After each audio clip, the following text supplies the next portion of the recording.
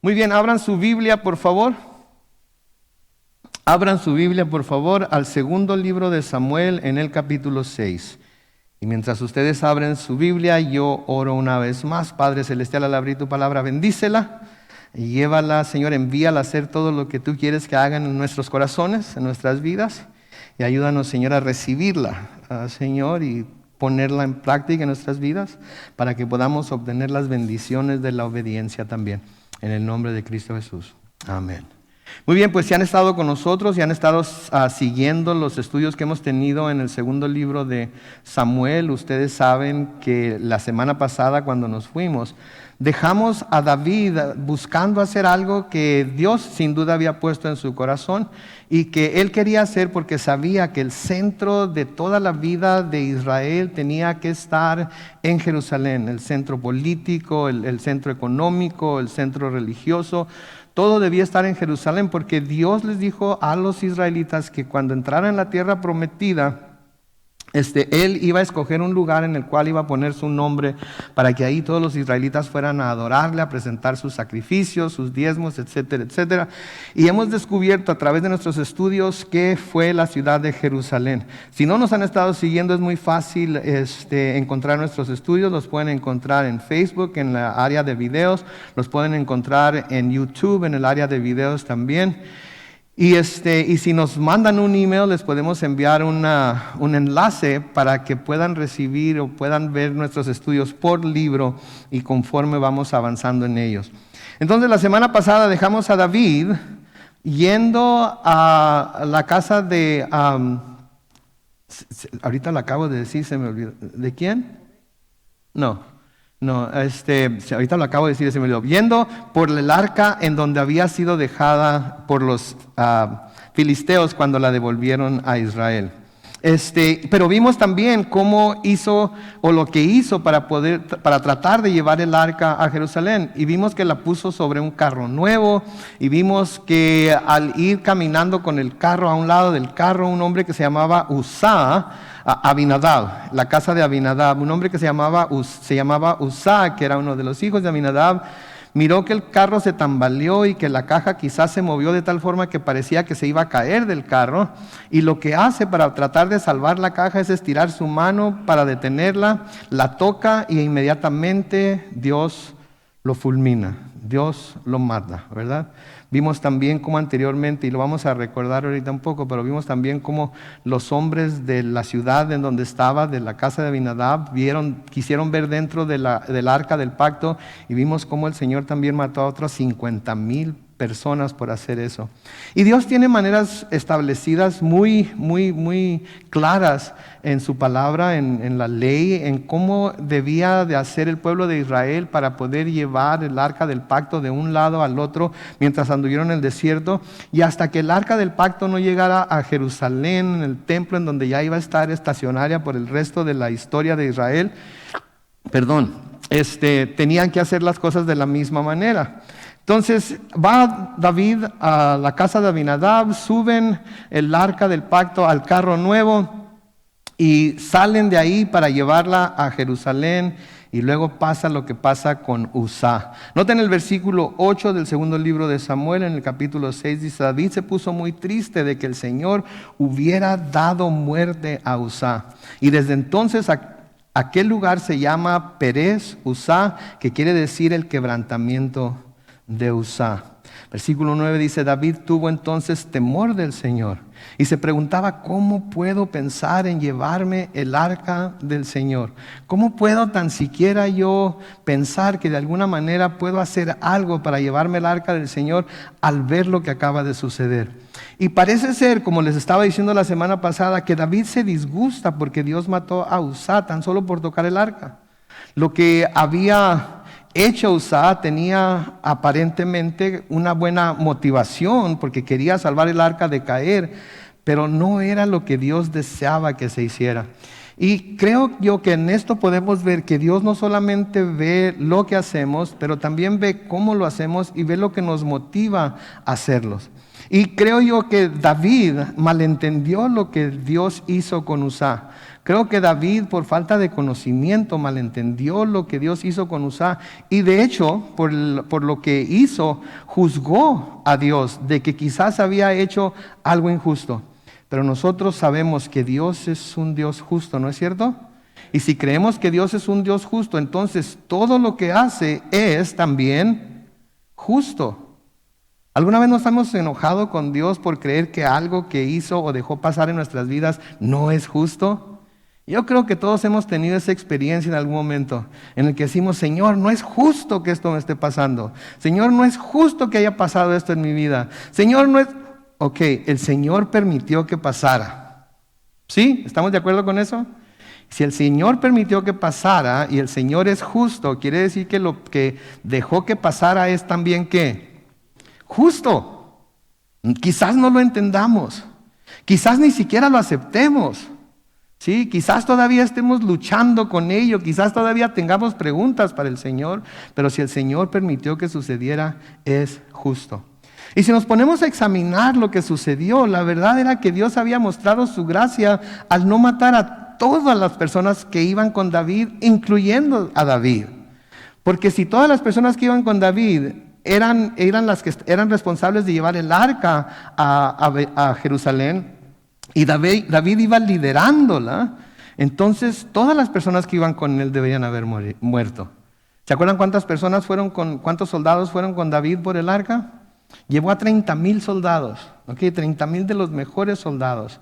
Y la palabra de Dios nos dice aquí en el primer libro de Samuel, en el capítulo 6 y el versículo 19, que el arca fue llevada a Bet-Semes y que de los hombres de Bet-Semes murieron 50,000, 70 hombres cuando quisieron ver dentro del arca.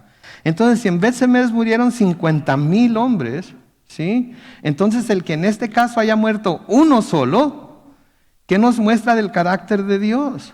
Nos muestra su dominio propio, ¿verdad? Porque si es justo, hubiera podido por su justicia y porque estos hombres estaban haciendo lo que estaban haciendo, acabar con todos. Pero no acabó con todos, acabó con solamente uno. Ahora, a nosotros no se nos dice mucho acerca de Uzá aquí, ¿verdad? Pero quizás Uzá ya estaba listo para ser llamado a la presencia de Dios y Dios usó esta circunstancia para llevarlo a su presencia. ¿Quién nos dice que no fue ese el caso? No podemos saber. A lo mejor el día que lleguemos al cielo, en lugar de buscar hacer las preguntas que decimos que le vamos a hacer a Dios, quizás le deberíamos de preguntar, oye, ¿y aquel Uzá? ¿Te acuerdas del Uzá que mataste? ¿Qué onda? ¿Está aquí o no está? ¿Verdad? Porque yo creo que a veces Dios en su justicia puede llevarse a una persona, ¿sí? Para que la persona, sabiendo Dios lo que va a pasar en esa vida, se puede llevar a esa persona antes de lo que nosotros consideramos antes de tiempo, ¿sí? Para que la persona no vaya a caer o no vaya a apartarse de los caminos de Dios o vaya de alguna manera a ofender a Dios de tal manera que no pueda reconciliarse con Dios. Entonces yo creo que Dios es así de misericordioso. Entonces, David estaba triste, David estaba, pudiéramos decir, hasta enojado, David estaba decepcionado quizás, pero la tristeza de David estaba basada en la confusión que había en la mente de David. ¿Sí? Y cuando no entendemos por qué pasa algo en nuestra vida, ¿sí? Cuando no entendemos por qué Dios permite que algo pase en nuestra vida, tenemos la tendencia a reaccionar a lo que sucede conforme a nuestras emociones. Tenemos la tendencia a reaccionar a ello conforme a nuestras emociones. Y no nos tomamos el tiempo para tratar de razonar el porqué de las cosas. A menudo con el paso del tiempo, y a veces no tiene que pasar mucho tiempo en realidad, nos damos cuenta de que lo que Dios permitió que sucediera nos trajo el mejor resultado que hubiéramos podido nosotros esperar. Les digo una cosa acerca de mi experiencia personal y no se enojan que les diga. Como todos ustedes saben, mi esposa acaba de fallecer por causa del cáncer en la garganta, ¿verdad? Hace 5 meses, ¿sí? Y cuando sucedió yo me preguntaba y le preguntaba al Señor, ¿por qué? ¿Por qué si parecía que el tratamiento estaba saliendo bien, parecía que estaba... ¿Por qué, Señor? ¿sí? Y el problema que ella tenía era que el tumor que estaba creciéndole en la garganta estaba obstruyendo su tráquea, ya iba a llegar el momento en el que no iba a poder respirar.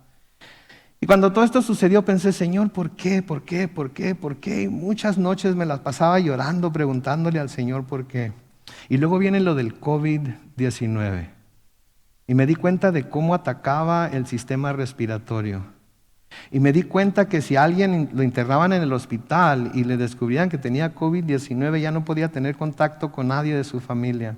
Y que si moría por causa del COVID-19 no iban a poder tener un servicio fúnebre, no iban a poder velar, no iban a poderlo ver, no iba a poder haber un servicio en ningún lugar. Simplemente iban a tomar a la persona y la iban a sepultar sin más ni menos.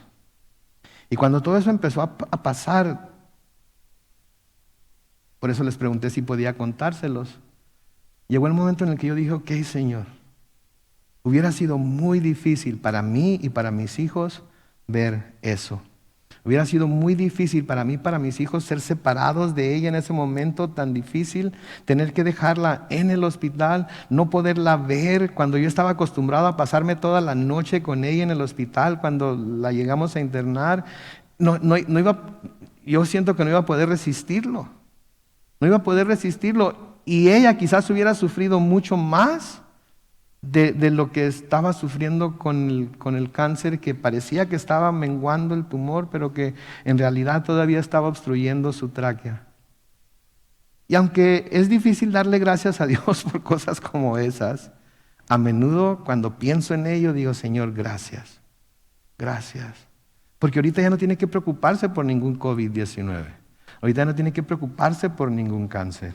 Ahorita no tiene que preocuparse por ninguna amenaza a su salud porque está completamente sana, viva y gozosa en la presencia de nuestro Señor. ¿Sí? Y ella va a estar allá por el tiempo que esté allá sin que yo esté. Y cuando yo llegue, ¿quién creen que va a ser mi guía allá en el cielo? Ella me va a estar ahí para recibirme. Mira, aquí está fulana cosa y aquí está sutana cosa. Y mira, ven para acá, mira lo que te... Me lo imagino yo. Y ya de antemano quiero que llegue el día, aunque de la misma forma pienso, ok, Señor, tengo que someterme a ti. Lo que tú haces es justo. Entonces te la llevaste a ella cuando te la llevaste y me vas a llevar a mí cuando me lleves. Y lo que hagas en mi vida va a ser algo justo porque tú eres justo.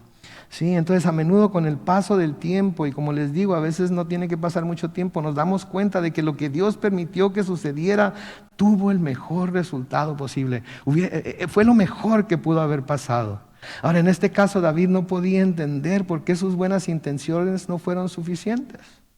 ¿Por qué no eran suficientes las buenas intenciones de David? Lo que quería hacer era bueno, lo que quería hacer tenía sentido, lo que quería hacer, él quizás sentía que era la voluntad de Dios, pero lo hizo, pero no como Dios mandaba que se hiciera. Y aunque a veces tengamos buenos motivos o pensemos que tenemos buenos motivos para hacer lo que vamos a hacer, si no lo hacemos como Dios manda, lo más probable es que no va a salir como debe salir. Si no podemos tomar atajos para hacer la voluntad de Dios. Cuando Dios nos revela su voluntad, tenemos que llevarla a cabo tal y como Él nos dice que la llevemos a cabo, y no podemos andarle sacando la vuelta para ver cómo podemos lograr los mismos resultados que Dios quiere lograr en nuestra vida, haciendo las cosas a nuestra manera. Tenemos que someternos a Él. Sí, parecía que David sabía que era importante traer el arca de Jehová a Jerusalén. Quería que todo Israel se emocionara ante la presencia de la gloria de Dios, pero David, por lo que le sucedió a Uzá, sintió que no podía hacer lo que Dios quería que hiciera, y por eso dice, ¿cómo puedo pensar en llevarme el arca del Señor? Me parece que David está diciendo algo así como, si esto es lo que va a pasar por tratar de llevar el arca a Jerusalén, entonces ni para qué intentarlo. Ni para qué intentarlo. Como que se estaba dando por vencido con hacer la voluntad de Dios, conseguir la voluntad de Dios. Y si queremos ser honestos, ¿verdad? Y yo creo que la verdad es que era muy fácil que David supiera lo que debía hacer. Era muy fácil que David supiera lo que debía hacer para que lo que sucedió con Uzá no volviera a suceder. Y de hecho vamos a ver que eso fue lo que sucedió. Dios les había comunicado cómo debían gobernar los reyes a su pueblo cuando ellos pidieron rey. Y si David hubiera seguido las instrucciones de Dios en cuanto a cómo los reyes debían gobernar su pueblo, creo que esto no hubiera pasado, ¿sí? Y creo que que para nosotros, ¿sí?, los que estamos en algún papel de liderazgo, ya sea en casa como esposo o esposa, en el trabajo como mayordomo o gerente o patrón, en la escuela como maestros o como alumnos, en la iglesia inclusive como líderes. Creo que si nosotros seguimos este principio del que vamos a hablar aquí ahorita, creo que las cosas nos irían mejor que como nos van cuando hacemos las cosas a nuestra manera. ¿Sí? Porque el Señor les dijo muy claramente lo que tenían que hacer. Los reyes les dio instrucciones de lo que tenían que hacer. Y cuando lo necesitemos, siempre debemos volvernos a un lugar en el cual podemos estar completamente seguros de que vamos a encontrar la dirección correcta para hacer lo que tenemos que hacer y lo que Dios nos llama a hacer. ¿Y saben cuál es ese lugar? ¿Nadie? Lo vamos a hacer interactivo. ¿Nadie? La palabra de Dios, las escrituras. Eso fue una de las primeras instrucciones que Dios les dio a los reyes cuando les dijo a los reyes cómo debían gobernar. Deuteronomio, lo van a tener que buscar en su Biblia, en su teléfono, en su iPad, lo que sea, búsquenlo, ¿verdad? Porque acuérdense, estamos volviendo a los caminos antiguos cuando nos mojábamos los dedos y buscábamos entre las páginas de la Biblia o en el scroll de su teléfono, ¿verdad? Busquen Deuteronomio capítulo 17, versículos 18 y 19, y recuerden que yo estoy leyendo de la versión Reina Valera contemporánea. Y noten lo que dice el Señor ahí. Una vez que haya ocupado el trono de su reino, hablándoles a los reyes, escribirá en un libro una copia de esta ley para sí mismo, semejante al original que está al cuidado de los sacerdotes y levitas. Y la tendrá a la mano y la leerá todos los días de su vida, para que aprenda a temer al Señor su Dios y para que cumpla todas las palabras de esta ley y de estos estatutos y los ponga por obra. Entonces, ¿qué era lo primero que tenía que hacer el rey cuando ocupara el trono de su reino? Tenía que tener una copia de la ley de Dios. ¿Para qué? Para leerla todos los días, para tenerla, dice, a la mano, para leerla todos los días de su vida, para que aprenda a temer al Señor su Dios y para que cumpla todas las palabras de esta ley y de estos estatutos y los ponga por obra. Entonces, si David hubiera hecho eso, si David hubiera tenido esa práctica, entonces no hubiera hecho lo que hizo. No hubiera hecho lo que hizo, hubiera seguido las instrucciones que Dios había dejado en su palabra. Pero ¿cuántas veces, sí, tenemos un problema, tenemos alguna pregunta, tenemos alguna situación y vamos con todo el mundo a pedirle su consejo, vamos con todo el mundo a pedirle su opinión, vamos con todo el mundo a preguntar cómo la ves tú, qué es lo que debo hacer? Y no buscamos en la palabra de Dios, porque saben que en la palabra de Dios tenemos la respuesta para toda situación que tenemos que enfrentar en nuestra vida. Lo creamos o no, tenemos la respuesta para toda situación que vamos a enfrentar en nuestra vida. Ahora, va a haber cosas que no vamos a comprender hasta que estemos en la presencia de Dios. Pero lo que es necesario que sepamos, el Señor nos lo ha revelado en las Escrituras. En Deuteronomio capítulo 29 y el versículo 29 dice: las cosas secretas pertenecen al Señor nuestro Dios, pero las reveladas son para nosotros y para nuestros hijos para siempre, para que cumplamos todas las palabras de esta ley. Y cuando estoy hablando de la ley, no me malentiendan, no estoy diciendo que nosotros estamos bajo la ley. Eso no es lo que estoy diciendo. Sabemos que no estamos bajo la ley, pero sabemos que la palabra de Dios desde el Génesis y hasta el Apocalipsis tiene mensajes para nosotros y tiene para nosotros la pauta marcada de cómo debemos vivir nuestra vida dentro de la voluntad de Dios. Entonces no me vayan a malentender los que nos están viendo en línea, los que nos van a ver en YouTube mañana. No estoy diciendo que como cristianos estamos bajo la ley al mencionar la ley. Estoy diciendo que todo el consejo de Dios es necesario para nosotros para poder vivir una vida que complazca a Dios. En el Nuevo Testamento hay un pasaje que es muy importante que entendamos, lo vamos a estudiar con más profundidad cuando lleguemos a él en Segunda de Pedro. Pero quiero que miren conmigo lo que dice Pedro en Segunda de Pedro capítulo 1 y el versículo 3. Segunda de Pedro capítulo 1 y el versículo 3. Noten lo que dice ahí. Todas las cosas, ¿cuántas cosas? Todas las cosas que pertenecen a ¿qué? A la vida y a la piedad nos han sido dadas por su divino poder. De nuevo, quiero repetirlo. Todas las cosas que pertenecen a la vida y a la piedad, que quiere decir una vida que se viva según Dios, la piedad habla de Dios, nos han sido dadas por su divino poder. ¿Cómo? La siguiente parte del versículo dice, mediante el conocimiento de aquel que nos llamó por su gloria y excelencia. ¿Quién nos llamó por su gloria y excelencia? Jesús. ¿Sí? ¿Y cómo podemos adquirir conocimiento de Él? Por la palabra. Entonces noten cómo Dios siempre nos lleva de nuevo a la palabra.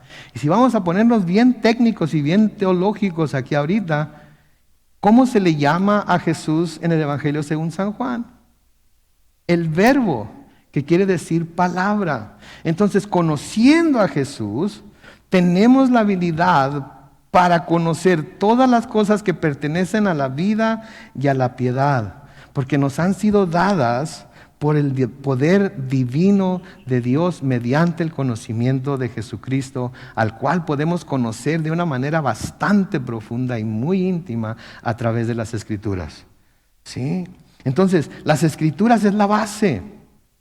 Sí, las Escrituras son la base de todo lo que queremos hacer, de todo lo que deseamos hacer, del servicio que deseamos dar a Dios. Todo tiene que estar basado en las Escrituras, no en emocionalismos, no en lo que yo pienso que debe ser, no en lo que se me dice que debe ser. ¿Qué dicen las Escrituras? Porque saben que la mente de Dios, la sabiduría de Dios es algo tan profundo. Sí, que nuestra mente finita no podemos aspirar ni siquiera a conocerlo completamente como lo podemos conocer, pero las cosas que Él quiere que sepamos de Él nos las ha dado a saber. ¿Cómo? A través de las Escrituras. Entonces las Escrituras son lo más importante que tenemos para conocer a Dios, más inclusive que sus pastores. ¿Sí? No me escuchen a mí por ser el pastor, escúchenme a mí porque les estoy predicando las Escrituras. Y si alguna vez les predico algo que no vaya de acuerdo a las Escrituras, entonces tienen todo el derecho, ¿sí? Y diría yo hasta la obligación de decir, perdón pastor, pero eso no está conforme a las Escrituras. Y luego nos ponemos a platicar y les puedo comprobar que sí está de acuerdo a las Escrituras y que ustedes están equivocados y yo no, ¿verdad? Y entonces ya quedamos en paz todos, ¿verdad? Pero tienen que hacerlo, mis hermanos. No pueden tomarlo todo nada más porque el pastor lo dijo. El pastor también se equivoca, el pastor también es humano, el pastor también tiene luchas, el pastor también a veces le pregunta a Dios ¿por qué? Porque de nuevo, las riquezas de la sabiduría de Dios son muy profundas. Pablo nos dice en Romanos 11, versículos 33 al 36, qué profundas son las riquezas de la sabiduría y del conocimiento de Dios. Cuán incomprensibles son sus juicios e inescrutables sus caminos. Porque ¿quién ha entendido la mente del Señor? ¿O quién ha sido su consejero? ¿O quién le dio a Él primero para que Él tenga que devolverlo? Ciertamente todas las cosas son de Él y por Él y para Él. A Él sea la gloria por siempre. Y la iglesia dice, amén. ¿Sí? Entonces tenemos un Dios que se ha dado a conocer a nosotros. Tenemos un Dios que a través de las Escrituras nos ha dejado saber su voluntad. Tenemos un Dios que a través de las Escrituras nos ha dejado instrucciones de cómo vivir una vida que le complace, vivir una vida piadosa delante de Él. Pero todo es por medio de las Escrituras y del conocimiento de Cristo, quien nos llamó a su luz admirable.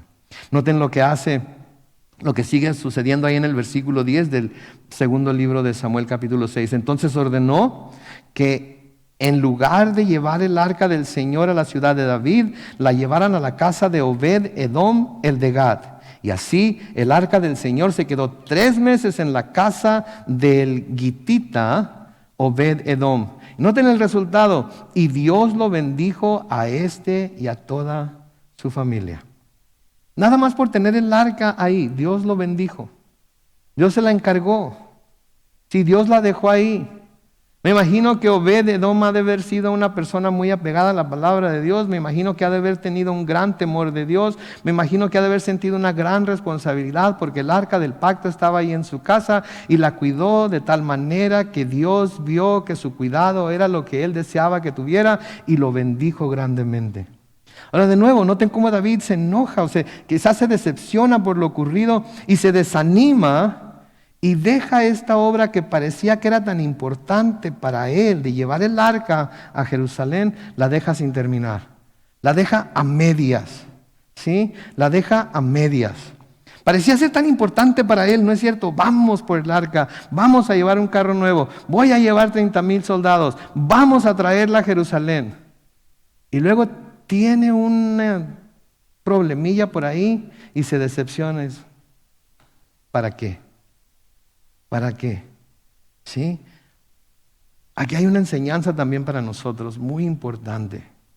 ¿Sí? Porque es muy importante que cuando como hijos de Dios, como cristianos, emprendemos algo para Dios, no dejemos de hacerlo solo porque no vemos los resultados que nosotros esperábamos ver. ¿Escucharon eso? Es muy importante para nosotros como hijos de Dios, como siervos y siervas de Dios, como aquellos que quieren hacer la voluntad de Dios. ¿Sí? Es muy importante que cuando emprendemos algo para Dios, y especialmente si es nuestro sentir, si sentimos en nuestro corazón que esto es lo que Dios quiere que hagamos y nos damos a la tarea de hacerlo, es muy importante que cuando emprendemos algo para Dios no dejemos de hacerlo solo porque no vemos los resultados que nosotros esperábamos ver. Cualquier ministerio que ustedes quieran emprender, cualquier obra que ustedes quieran emprender dentro de la iglesia para servir a Dios va a ser difícil. Y a menudo no va a dar los resultados que ustedes creen que debe dar cuando ustedes crean que los debe dar. A veces se va a tratar de trabajo y no se ven muchos resultados.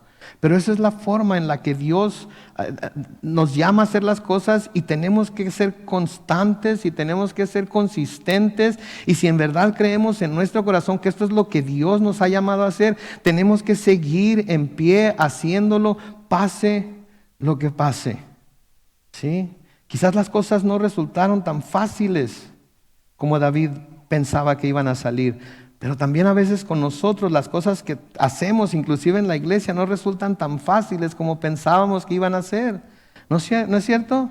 A veces es tan difícil convencer a la gente de que nos siga, convencer a la gente de que ayude, convencer a la gente de que sirva, convencer a la gente que se consagre a Dios, convencer a la gente de que viva una vida consagrada en servicio a Dios, de que use su tiempo, su talento, su tesoro para servir a Dios. ¿Sí? Y es difícil para todo tipo de gente, no me van a malentender y no lo estoy diciendo por nadie que esté aquí, simplemente lo estoy diciendo porque es en donde estamos en las Escrituras. Y a menudo nosotros emprendemos a hacer cosas para Dios, pero cuando las cosas se ponen, como dice mi mamá, color de hormiga, ¿qué sucede? Mucha gente se decepciona, se da por vencido, ¿para qué? Nadie me hace caso, nadie esto. Antes me dejan solo y bla, bla, bla, bla, bla, bla, bla. Y terminamos diciendo, mejor no. Y no debe ser así. Y cuando las cosas no resultan tan fáciles como pensábamos que iban a ser, ¿saben qué? El poder de Dios viene sobre nosotros y nos ayuda a seguir adelante a pesar de los contratiempos que encontramos. ¿Sí? A veces surgen circunstancias en nuestras vidas que llegan a tratar de desanimarnos de seguir en la obra que Dios nos ha dado para hacer, ya sea en nuestro hogar, ya sea en el trabajo, ya sea en la escuela, ya sea en la iglesia. Llegan circunstancias que nos tratan de desanimar de seguir con aquello que sentimos que Dios nos ha llamado a hacer y que nos hemos propuesto a hacer para Él. Y cuando hay desánimo, mis hermanos, es Es algo que puede causar en nuestras vidas no solamente que nos desanimemos, sino que nos decepcionemos de Dios. Nos decepcionemos los unos de los otros. Nos decepcionemos de que las cosas no son como nosotros pensamos que deben de ser. Pero recuerden, no importa que las cosas no sean como nosotros pensamos que deben de ser, siempre y cuando sean como Dios piensa que deben de ser. Y a veces lo que Dios piensa que debe ser es muy diferente a que lo que nosotros pensamos que debe ser. Porque sus pensamientos son mucho más altos que nuestros pensamientos. ¿Sí? Entonces tenemos que tener eso en cuenta. Y a veces cuando nos decepcionamos de algo, empezamos a caer hasta en depresión a veces.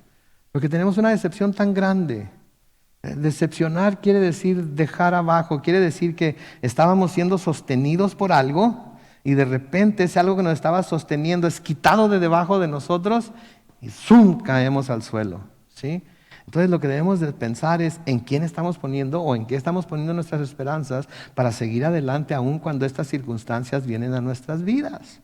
Sí, Pablo les dice a los tesalonicenses en 2 de Tesalonicenses 3:13, traten de decirlo bien rápido, 2 de Tesalonicenses 3:13, ¿verdad?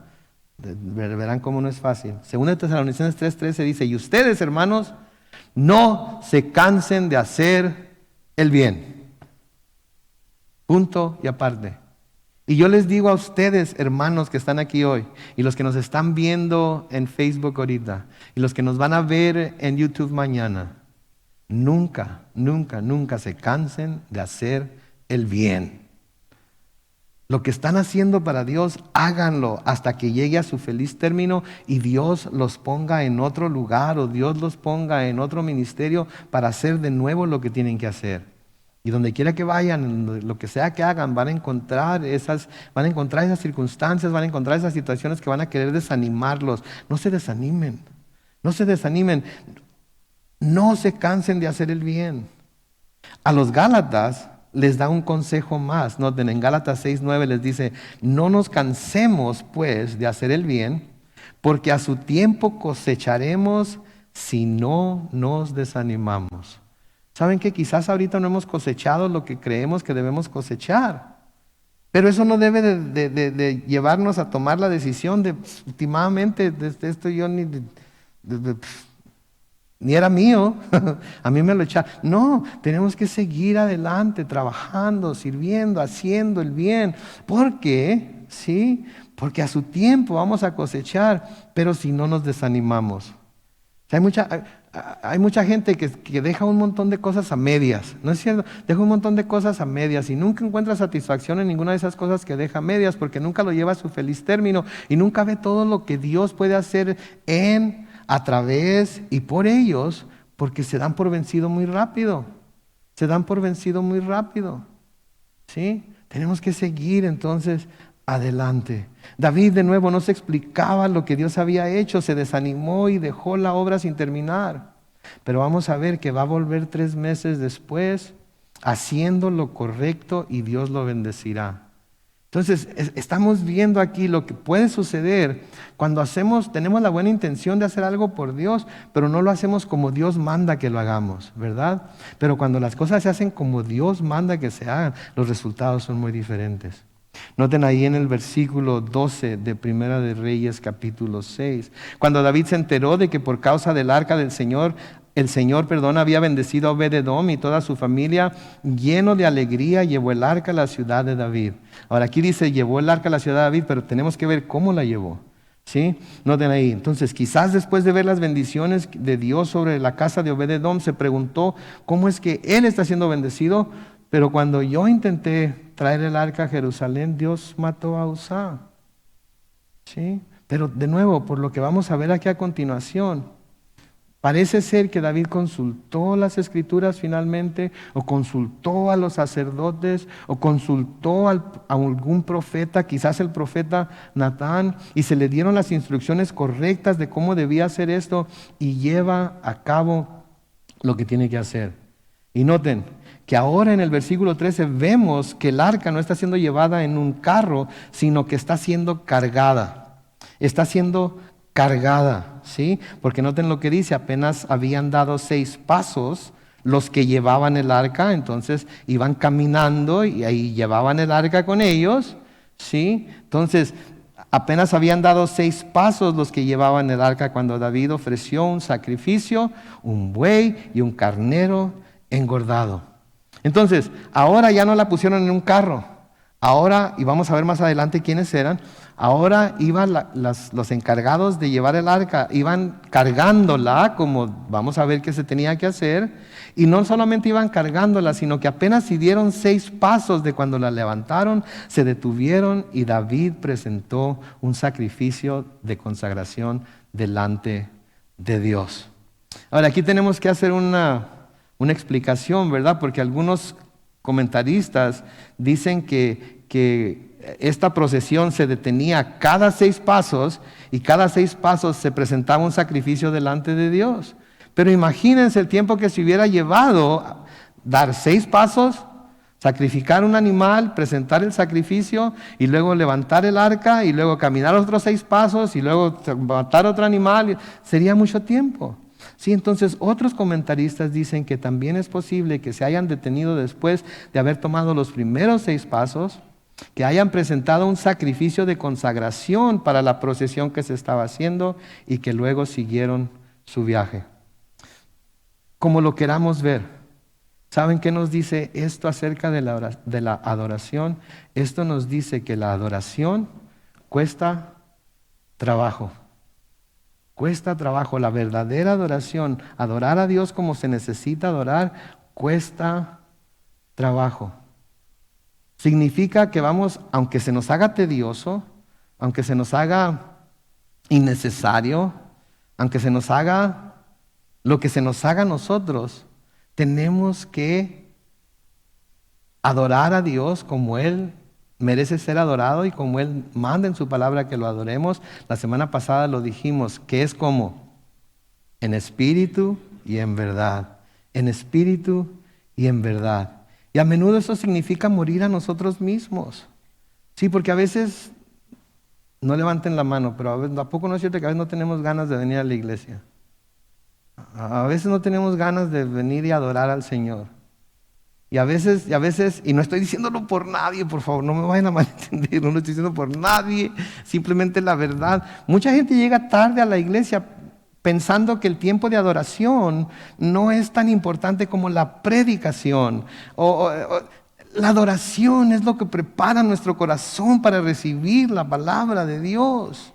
Los músicos de Dios se preparan y ensayan y deciden qué cantos van a cantar, que lleve a la congregación a entender más la palabra de Dios, a ilustrar lo que estamos estudiando en la palabra de Dios. La adoración a Dios es muy importante dentro del culto, y no me gusta mucho la palabra culto, pero es muy importante dentro del culto que le rendimos a Dios. ¿Quién dice amén? Amén. Entonces, a veces tenemos que luchar contra nosotros mismos, tenemos que luchar contra nuestra carne, tenemos que hacer morir al yo y decir, no, hoy es día de ir a adorar a Dios y yo voy a ir a adorar a Dios. Y voy a estar ahí desde que tocan la primera nota para unirme a mis hermanos y hermanas y levantar mis voz y mis manos y mi corazón al Señor. ¿Sí? Entonces, la verdadera adoración cuesta. ¿Se acuerdan la mujer que derramó aquel frasco de perfume de nardo sobre el Señor Jesucristo? ¿Creen que le costó algo? ¿Creen que le costó algo? Marcos capítulo 4 versículos 3 al 9 dice que mientras Jesús estaba en Betania, sentado a la mesa en casa de Simón el leproso, llegó una mujer y llevaba un vaso de alabastro con perfume de nardo puro. Y luego hace hincapié en esto, que era muy costoso. Y rompió el vaso de alabastro y derramó el perfume sobre la cabeza de Jesús. Y algunos de los que allí estaban se enojaron intensamente y dijeron, ¿por qué se ha desperdiciado así este perfume?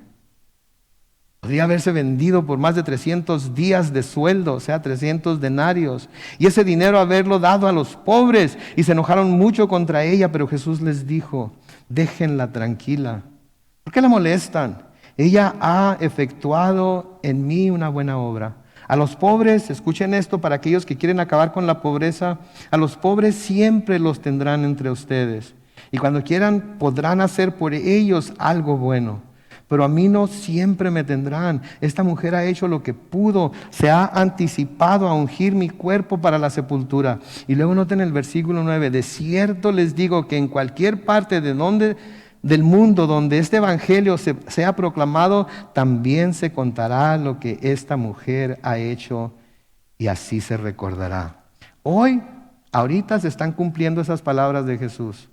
Otra vez, ¿sí? Porque estamos recordando lo que esa mujer hizo como adoración al Señor y lo que le costó. Y muchos dicen, este era su dote para casarse. Sí, pero se nos hace hincapié en que era muy caro. Imagínense ella siendo una mujer, acercándose a un rabino para tocarlo, para ungirlo con el ungüento. Todo eso era para ser criticado, como lo fue. Y luego más gastando todo ese perfume sobre la persona de Jesucristo. ¿Y qué dicen? Esto es muy caro, hubiéramos podido venderlo por 300 días de sueldo y dárselo a los pobres. Hay mucha gente que ve nuestra adoración a Jesús como desperdicio. ¿Para qué vas a la iglesia y desperdicias ahí 2 horas de tu domingo para estar cantando y escuchando la palabra de Dios? ¿Que no llegas cansado? ¿No te cansas lo suficiente del trabajo los martes, los miércoles, los viernes, cuando sea que van a la iglesia? Y todavía ir a desperdiciar 2 horas de sueño. ¿Sí? La gente que no conoce a Dios no sabe lo digno que es Dios de las 4 horas que le damos por semana en la iglesia. Que deberíamos de darle mucho más, no solo en la iglesia, sino en nuestro hogar, también en nuestra casa, en el trabajo, en donde quiera que andemos. Debemos de estarlo adorando y alabando, ¿sí? Pero para esta mujer fue difícil. ¿Qué tal la mujer que ungió los pies de Jesús y los enjugó con su cabello? ¿Creen que le costó trabajo lo que hizo? Noten ahí en Lucas capítulo 7, versículos 36 al 50, uno de los fariseos invitó a Jesús a comer, así que Jesús fue a la casa del fariseo y se sentó a la mesa.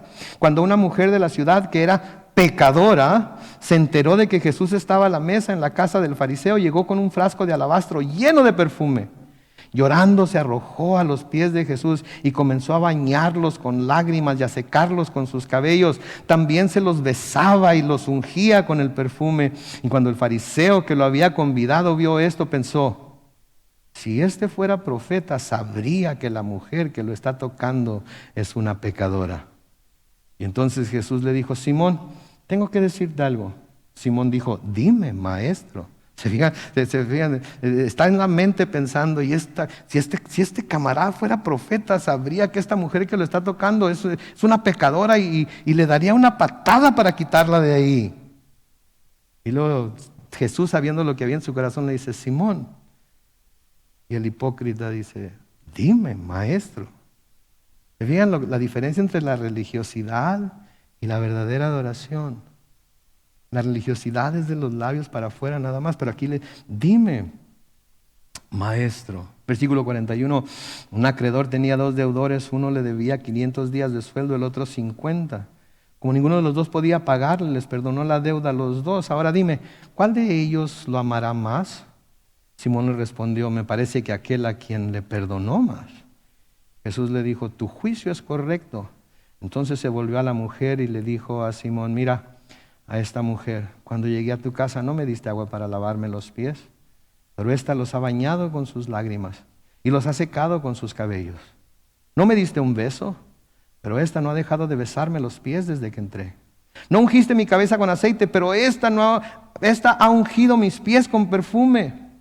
Por eso te digo que sus muchos pecados le son perdonados porque amó mucho, pero a quien poco se le perdona, poco ama.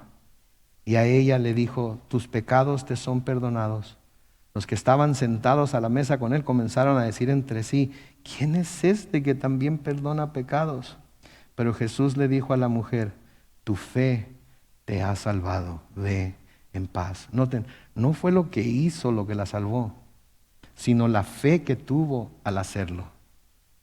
Al hacer lo que estaba haciendo, estaba reconociendo que Jesús era el Señor. Al hacer lo que estaba haciendo, estaba reconociendo que Jesús era el Mesías. Al hacer lo que estaba haciendo, estaba reconociendo que Jesús merecía toda su adoración, toda su devoción, todo su amor. Y porque era una mujer tan pecadora, decidió darle todo lo que tenía. Porque al que mucho le es perdonado, ama mucho. Yo no conozco sus vidas. Yo no sé qué tanto les ha perdonado Dios a cada uno de ustedes. Pero sí sé cuánto me ha perdonado a mí. Y porque yo sé cuánto me ha perdonado a mí, yo le amo muchísimo. Y espero que mi vida, así como las acciones de esta mujer lo demostraron, lo muestren también. No solamente a Dios, Él conoce mi corazón, sino a toda persona que llegase a conocerme. Sí, y eso es lo que debemos de buscar nosotros. Esa es la adoración en espíritu y en verdad. Sí, en donde nos entregamos completamente, donde entregamos todo lo que tenemos, donde no nos importa lo que piensen los demás. ¿Ustedes creen que ella sabía que era una pecadora? ¿Ustedes creen que ella no sabía que la iban a reconocer y esa es otra cosa, que Simón la reconoció como una mujer pecadora? ¿Cómo sabía que era una mujer pecadora? ¿Habría estado Simón con ella? ¿Le habrían contado a algunos de sus amigos lo que ella hacía? ¿Sí? Pero no le importó la vergüenza, no le importó que la identificaran como pecadora, no le importó que dijeran lo que dijeran. Lo único que le importó fue adorar al Señor. Era lo único que le importaba. Ahora noten en el versículo 14, dice que David estaba ataviado con un efod de lino y que David danzaba con todas sus fuerzas delante del Señor. Ahora aquí la historia se cuenta muy rápido, pero la historia no fue nada más eso. Sí, para poder obtener una imagen completa de lo que sucedió, de nuevo, tenemos que buscar todo el consejo de Dios. Y si quieren tener una imagen completa de lo que está sucediendo aquí, tienen que ir conmigo a Primera de Crónicas, capítulo 15. Primera de Crónicas, capítulo 15, porque aquí se nos da una descripción más detallada de lo que está pasando aquí. Primera de Crónicas, capítulo 15, comenzando con el versículo 11, noten lo que dice ahí. Después, David llamó a los sacerdotes. Aquí vemos por qué ahora David está haciendo las cosas diferentes.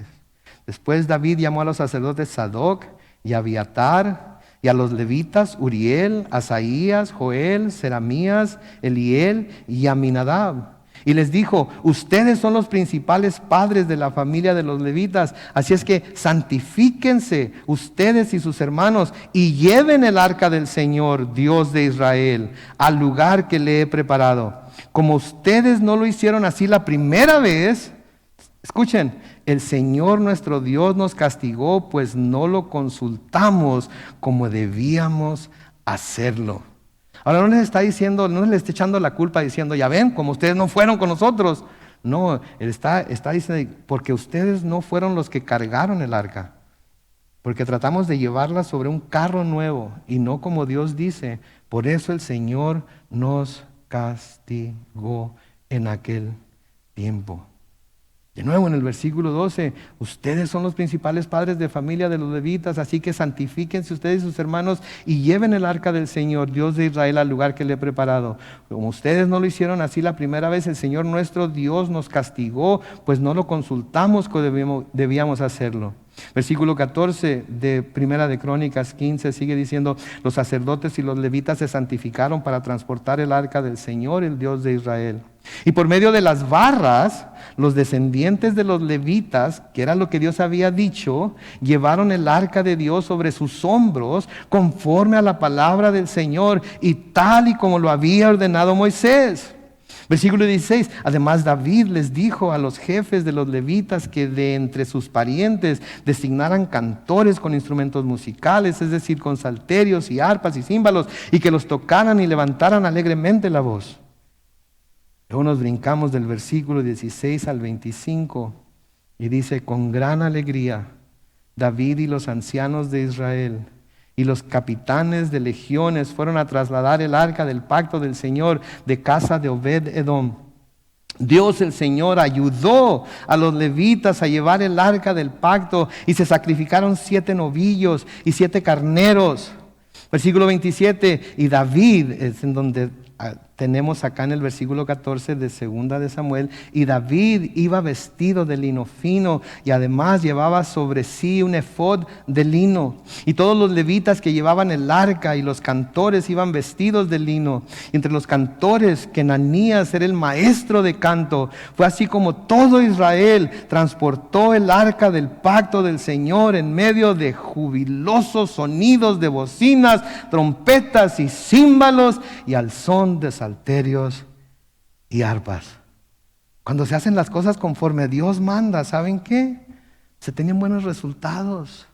Y hay gozo, y hay alegría, y hay felicidad, y hay tranquilidad, y hay paz. Y sabemos que hemos complacido a Dios y que podemos esperar sus bendiciones.